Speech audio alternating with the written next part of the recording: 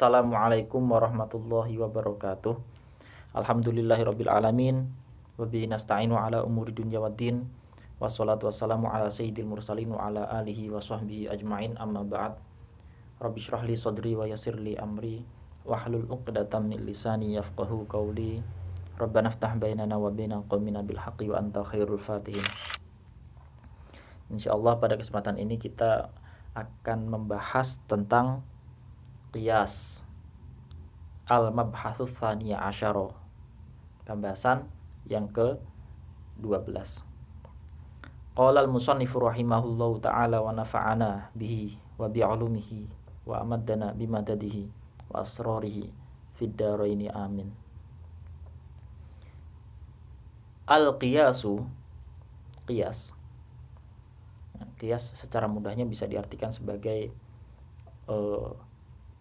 sebuah analogi, menyamakan sesuatu dengan sesuatu lain. Itu qiyas, membandingkan sesuatu dengan sesuatu lain, mengukur sesuatu dengan sesuatu lain. Itu qiyas. Al-qiyasu, qiyas, hujjatun, itu adalah hujjah. Sebagaimana Al-Quran itu adalah hujjah, sunnah itu hujjah, ijma' itu hujjah atau dalil, qiyas juga hujjah. Nah, kesemuanya adalah masadirul ahkam asy-syar'iyyah, sumber-sumber hukum syariat. Qala Allah Ta'ala, Allah Ta'ala berfirman, fa'tabiru ya ulil absar. Fa'tabiru, maka hendaknya mengambillah hal itu sebagai pelajaran. Fa'tabiru, maka hendaknya mengambillah hal itu sebagai pelajaran. Ya ulil absar, wahai orang-orang yang mempunyai pandangan. Allah SWT memerintah kita untuk menjadikan suatu peristiwa atau suatu kejadian itu sebagai iktibar, sebagai pelajaran. Ambil hikmahnya. Gitu. Suatu peristiwa terjadi, itu pasti ada hikmahnya. Ambil hikmahnya, ambil pelajaran darinya. Ayat 2 surat Al-Hasyr. Al-qiyasu, qiyas, lughatan secara bahasa. Ini pengertian secara bahasanya. Taqdiru syai'i, mengukur sesuatu, bi akhara, dengan sesuatu lain. Mengukur sesuatu dengan sesuatu lain. Liyu'lamal musawatu, untuk mengetahui keduanya, untuk diketahui kesamaannya. Liyu'lamal musawatu, untuk diketahui kesamaannya, bainahuma, antara keduanya. Ya, pengertian qiyas secara bahasa, mengukur sesuatu dengan sesuatu lain untuk diketahui persamaan antara keduanya. Itu qiyas, membandingkan sesuatu dengan sesuatu lain untuk diketahui kesamaannya. Taqulu, bisa kamu katakan. Taqulu, bisa kamu katakan. Nah, jadi intinya itu ya susunan huruf dalam satu kalimat. Qiyas, qasa yaqisu qiyas, itu mempunyai arti mengukur. Qistu thawba, aku mengukur pakaian, baju. Bizira'i, dengan hasta, aku mengukur pakaian atau baju dengan hasta. Ay qaddartuhu bihi, yakni aku mengukurnya bihi, dengan hasta. Qaddartuhu bihi, aku mengukurnya dengan hasta. Wastilahan, dan secara istilah. Ini pengertian secara istilah. Raddul far'i, itu mengembalikan hukum cabang, mengembalikan hukum cabang, ilal asli, kepada hukum asal. Ilal asli kepada hukum asal. Yang dimaksud asal ini adalah suatu permasalahan atau perkara yang hukumnya sudah diketahui dari hadis Nabi maupun Al-Quran. Kalau permasalahan cabang di sini adalah perkara atau permasalahan yang tidak disebutkan hukumnya atau permasalahannya di dalam hadis maupun Al-Quran. Gitu. Contoh ya, perkara yang disebutkan hukumnya di dalam Al-Quran.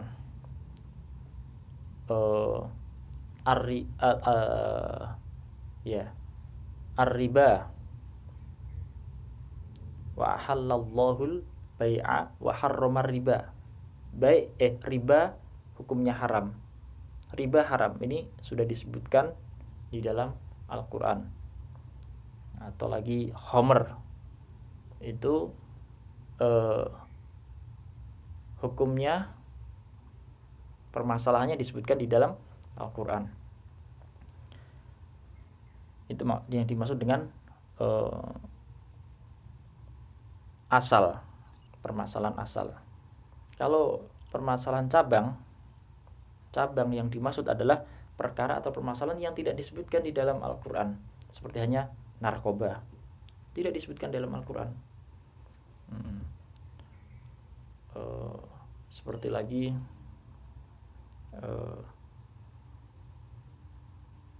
whisky misal. Whisky itu permasalahan yang tidak disebutkan di dalam Al-Quran. Hukumnya apa? Ini kan tidak disebutkan dalam Al-Quran maupun di dalam hadis. Yang disebutkan di dalam Al-Quran hanya al-khamr, haram hukumnya. Bi'illatin tajma'uhuma, dengan adanya sebab yang menghubungkan keduanya. Jadi mengembalikan hukum cabang kepada hukum asal, menyamakan hukum cabang dengan hukum asal dengan adanya sebab yang menghubungkan keduanya. Intinya sih ada kesamaan sebab gitu. Fil hukmi dalam suatu hukum. Fil hukmi dalam suatu hukum. Ya. Kaqiyasil aruzi, seperti kiasnya padi, alal burri, atas gandum, fir riba, dalam hal riba. Fir riba, dalam hal riba. Nabi Muhammad SAW di dalam hadisnya melarang riba dalam hal gandum, dan tidak terdapat larangan riba dalam padi. Tapi para ulama mengkiaskan, menyamakan riba dalam padi dengan riba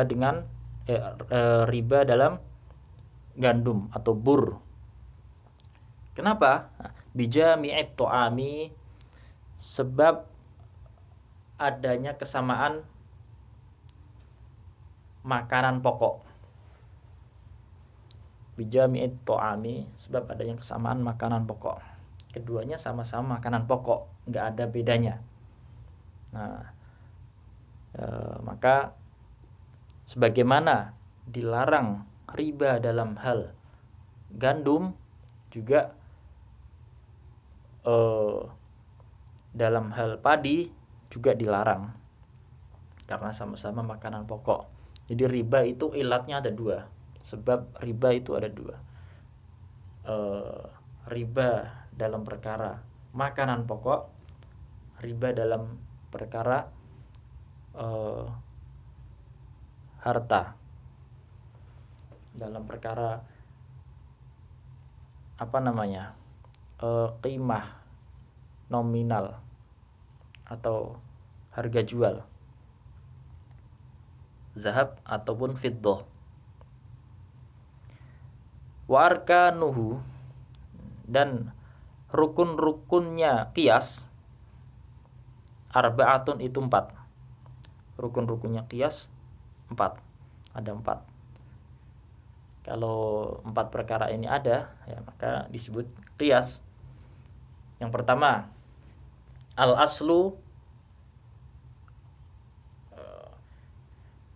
asal, permasalahan asal, wal far'u, dan permasalahan cabang.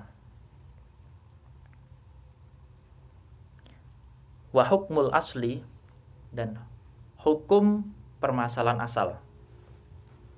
Wa hukmul asli, dan hukum permasalahan asal.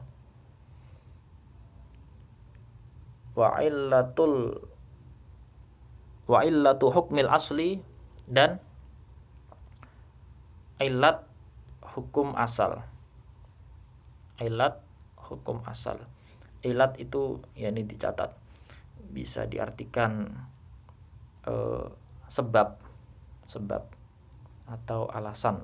Sebab atau alasan. Ini.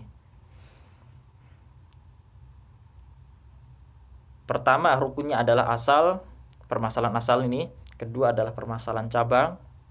Ketiga adalah hukum asal, hukum permasalahan asal. Keempat adalah sebab hukum asal. Sebab hukum asal. Yang menyebabkan adanya hukum itu apa? Nah itu. Wahwa salah satu aqsamin. Wahwa dan qiyas salah satu aqsamin, itu 3 pembagian. Qiyas 3 pembagian. Nah, qiyas di sini terbagi menjadi 3. Pertama, qiyasul illah. Nah, kedua qiyasud dalalah. Ketiga qiyasus syabah. Nah, kita bahas yang pertama dulu. Yang kedua dan ketiga insyaallah kita lanjutkan di pertemuan yang akan datang. Ya, ini tadi ya, rukunnya ada 4. Pertama asal, kedua adalah fara', ketiga al-illah, keempat hukumnya asal. Asal, fara', hukum asal, dan illah. Illah hukum asal. Kita bahas yang pembahasan atau pembagian pertama. Qiyasul illah, diartikan dulu. Qiyasul illah, qiyas illah. Tadi illah artinya apa? Sebab. Wahua, yaitu maka natil illatu fihi, maka natil illatu fihi, qiyas yang di dalamnya, qiyas yang illat di dalamnya, mujibatun lil hukmi, itu menyebabkan adanya hukum. Qiyas yang illat di dalamnya, mujibatun lil hukmi, itu menyebabkan adanya hukum. Jadi qiyas yang illatnya itu menyebabkan adanya hukum. Sebab akibat ini ya. Dengan adanya qiyas ini menyebabkan adanya hukum. Ka qiyasid darbi, seperti qiyasnya memukul, alat ta'fifi, atas ucapan atas ucapan lil walidaini, kepada kedua orang tua. Kepada kedua orang tua, fit tahrimi dalam keharaman. Fit tahrimi dalam keharaman.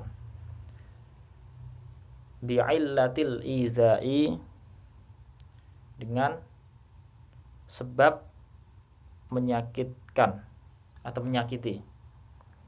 Bi'illatil izai, dengan sebab menyakiti, melukai orang tua. Gitu.